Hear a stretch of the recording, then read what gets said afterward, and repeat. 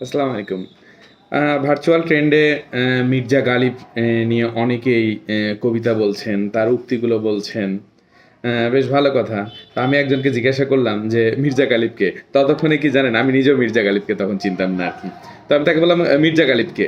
আসলে দেখলাম সে মির্জা গালিব সম্পর্কে বলতে পারে না। আমি তখন গুগল মামার কাছে গেলাম। গুগল মামাকে বললাম, "মির্জা গালিব কে?" তো মির্জা গালিব সম্পর্কে তখন অনেক তথ্য জানলাম। তো জানার পরে একটা বিষয় একটা লাইন আমাকে খুব আবেগপ্লুত করলো আসলেই। একজন উর্দু এবং ফার্সিতে কবিতা লেখক এবং সেই সময়ের খুব প্রভাবশালী একজন কবি যে তিনি বলছেন যে, "আমি অনেকটা এভাবেই জীবনকে সহজ করে নিয়েছিলাম, কারো কাছে ক্ষমা চেয়ে নিয়ে, কাউকে ক্ষমা করে দিয়ে।" আসলে এর থেকে আর উদার জীবন যাপন হয় না।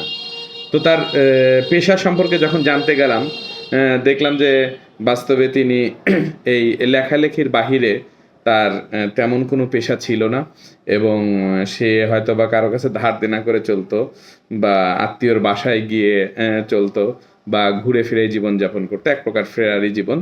কিন্তু সে উপলব্ধি করেছিল যে আমার জীবনদশায় আমি মূল্যায়ন পাবো না। কিন্তু আমার মূল্যায়ন তার পরবর্তী প্রজন্মরা বুঝবে এবং জানবে।